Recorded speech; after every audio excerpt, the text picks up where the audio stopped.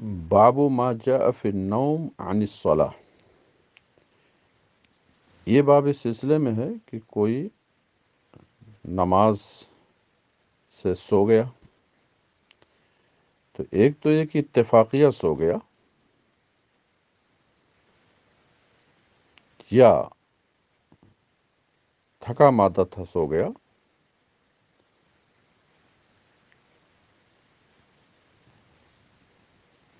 لیکن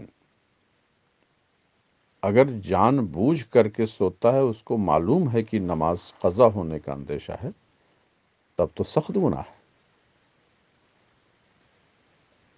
ہاں، ایسے موقع پر سونے میں حرج نہیں کہ کسی کو جگانے کے لیے مقرر کر دیں، یا آج کل تو چلا ہے الارم لگا دیجئے، موبائل میں بھی الارم لگا دیجئے،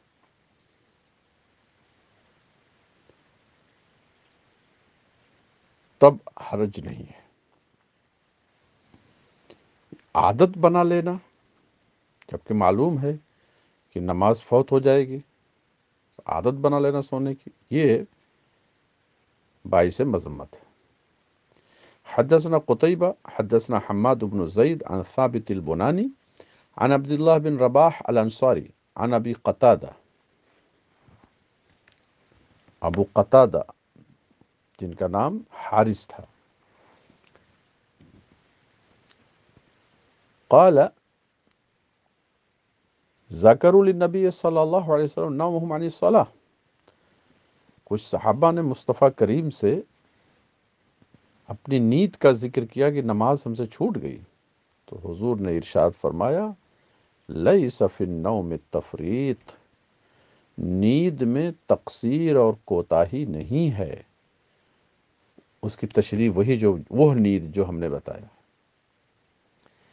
انما التفریط، کوتاہی اور تقصیر ہے یقظہ میں، بیداری میں، ایسا آپ کاموں میں لگے رہو، لاپرواہی کرو، تکاسل، کاہلی اور سستی کرو، یہ۔ لیکن جب تم میں کا کوئی بھی نماز بھول جائے، غفلت کا شکار ہو گیا یا سو گیا، فَلْيُصَلِّيهَا إِذَا ذَكَرَهَا، تو جب یاد آئے، یہ بھول سے تعلق ہے، یستیقظ بعض روایتوں میں جب بیدار ہو، یعنی نیند سے اس کا تعلق ہے، تو اس کو ادا کر لے۔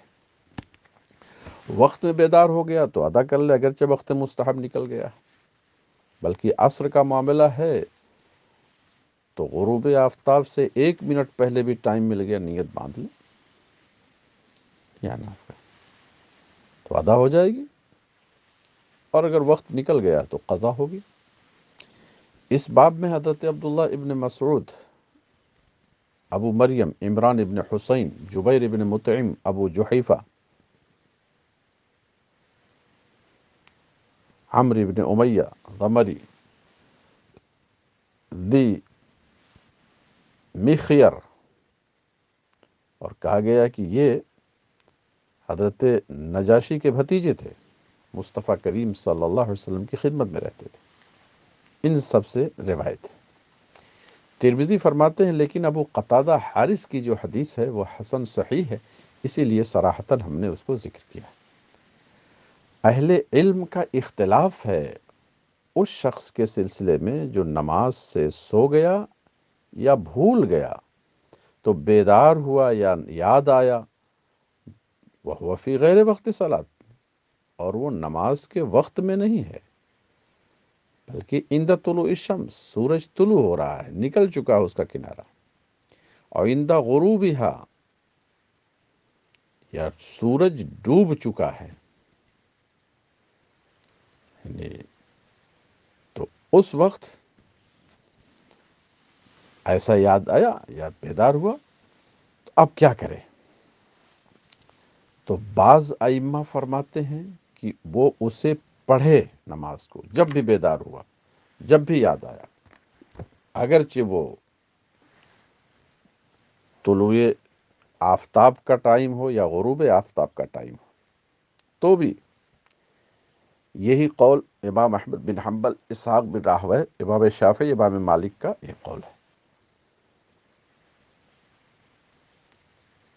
امام اعظم فرماتے ہیں کہ نہیں، سورج کے طلوع کے وقت، جب سورج طلوع ہو رہا ہے، اس کا ایک کنارہ ظاہر ہو چکا ہے، تو ابھی نماز نہیں پڑھے،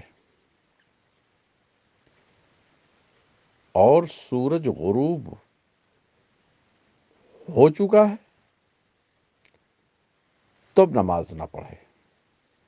لیکن اگر سورج غروب ہو رہا ہے، ابھی مکمل غروب نہیں ہوا ہے، تو پڑھ لے، اگرچہ وہ مکروہ وقت ہے۔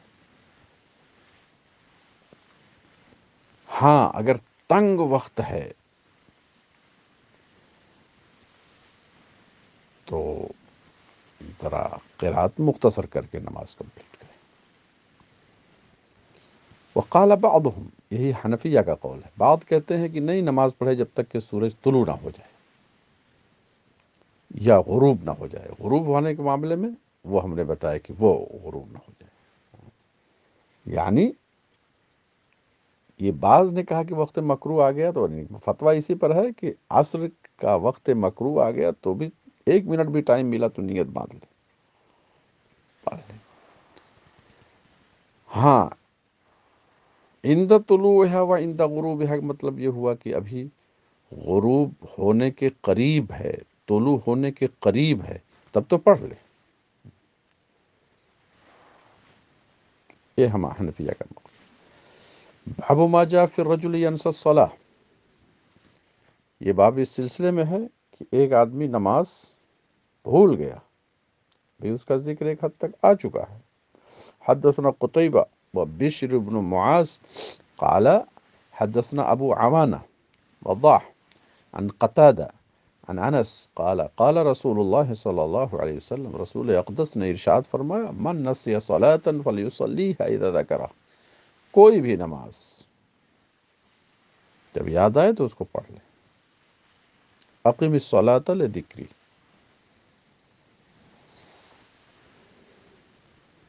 اس باب میں حضرت سمرہ ابو قتادہ سے روایت ہے۔ ترمذی فرماتے ہیں مگر حضرت انس کی حدیث جو ہے حسن صحیح ہے، اور علی ابن ابی طالب رضی اللہ عنہ سے روایت ہے، فرمایا اس شخص کے بارے میں کہ جو نماز بھول گیا، یصلیھا متی ذکرھا، جب یاد آیا اسے پڑھ لے، چاہے نماز کا وقت ہو او فی غیر وقت، یا وقت نہ ہو، کبھی بھی،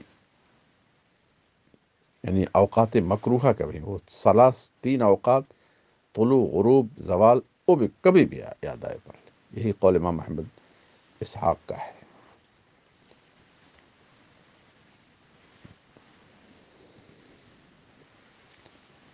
اور روایت ہے ابو بکرہ سے کہ وہ نماز عصر سے سو گئے، بیدار ہوئے جب غروب آفتاب کا وقت تھا، تو نماز نہیں پڑھی یہاں تک کہ سورج غروب ہو گیا۔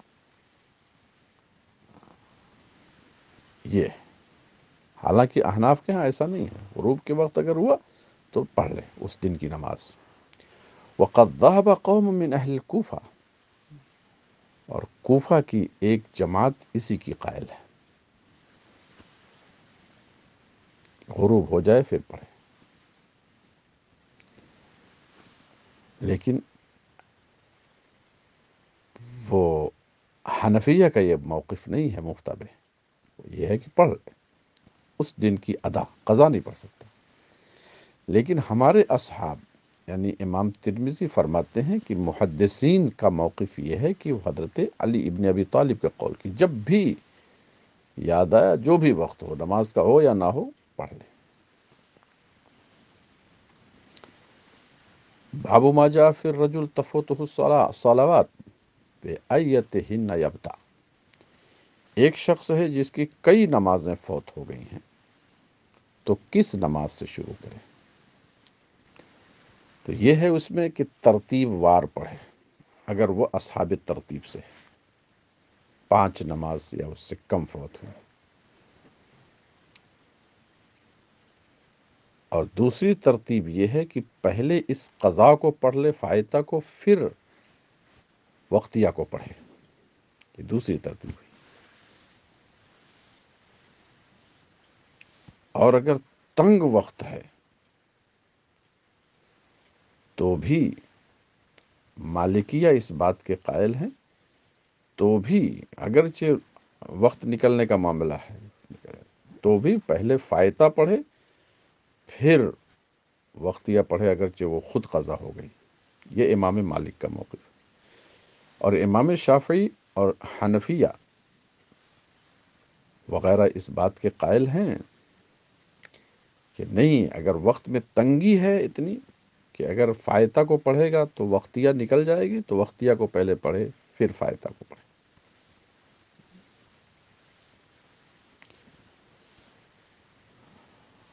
اور احناف نے وقتیہ اور فوائد میں جو ترتیب کا قول کیا ہے، ترتیب واجب ہے، اس پہ دلیل وہ ہے جو مصطفیٰ کریم صلی اللہ علیہ وسلم کی بعض نماز قضا ہوئی تو پہلے اس کو پڑھا پھر وقتیہ کو پڑھا غزوہ خندق کے موقع پر۔ حدثنا حناد حدثنا حشیم عن ابی الزبیر عن نافع بن جبیر بن مطعم عن ابی عبیدہ بن عبداللہ بن مسعود قال قال عبداللہ، حضرت عبداللہ ابن مسعود نے فرمایا کہ مشرکین نے رسول اللہ صلی اللہ علیہ وسلم کو 4 نمازوں سے مشغول رکھا۔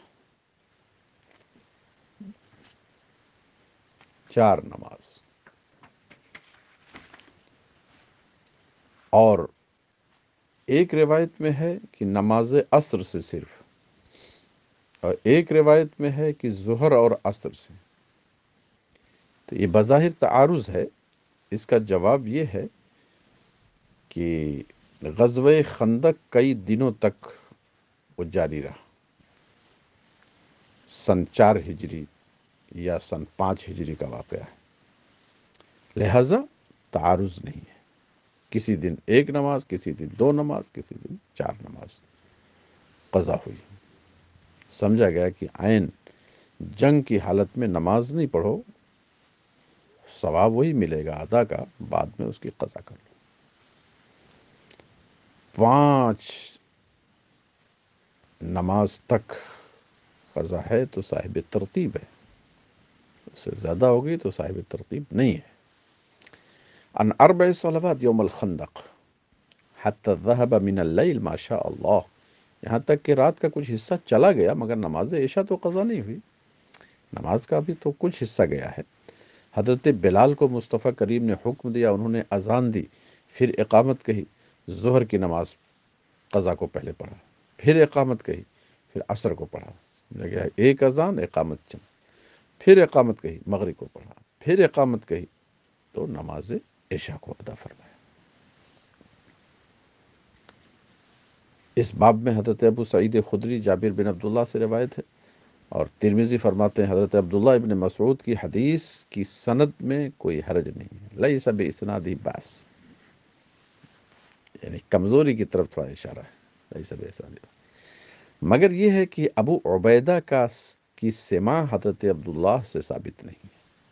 اس سلسلے میں محدثین کا اختلاف ہے کہ ان کے شہزادے ابو عبیدہ کی سماع ثابت ہے۔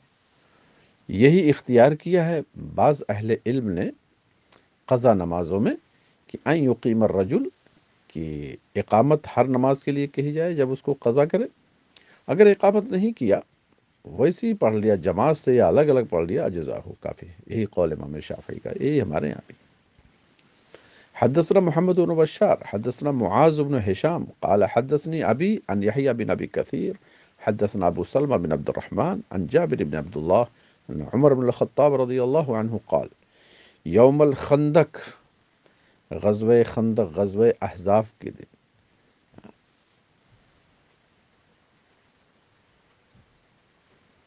آیا کیا فرمایا؟ آگے قول آ رہا، مقولہ آگے آ رہا، وَجَعَلَ يَسُبُّ كُفَّارَ قریش، کفار قریش کو سخت سست فرما رہے تھے، اور عرض کیا یا رسول اللہ ما کدت اصلی العصر حتی تغرب الشمس،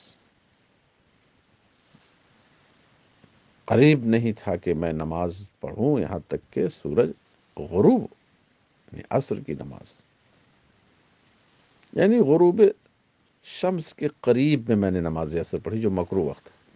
رسول اقدس نے ارشاد فرمایا واللہ ان صلیتہا، قسم خدا کی تم نے نماز پڑھی نہیں.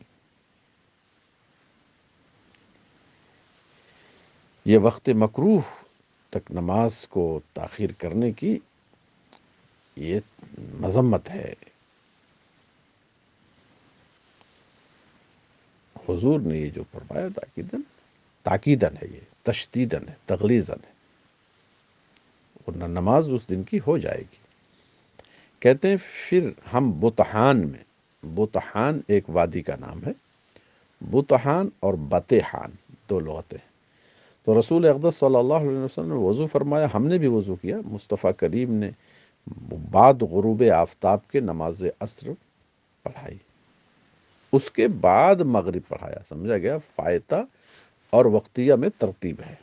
اگر صاحب ترتیب ہے تو پہلے فائتہ کو پڑھے، ثم صلی بعدها المغرب. یہی دلیل ہے. هذا حدیث حسن صحیح. حسن صحیح پر بار بار گفتگو ہو چکی ہے. وصلی اللہ علیہ وسلم.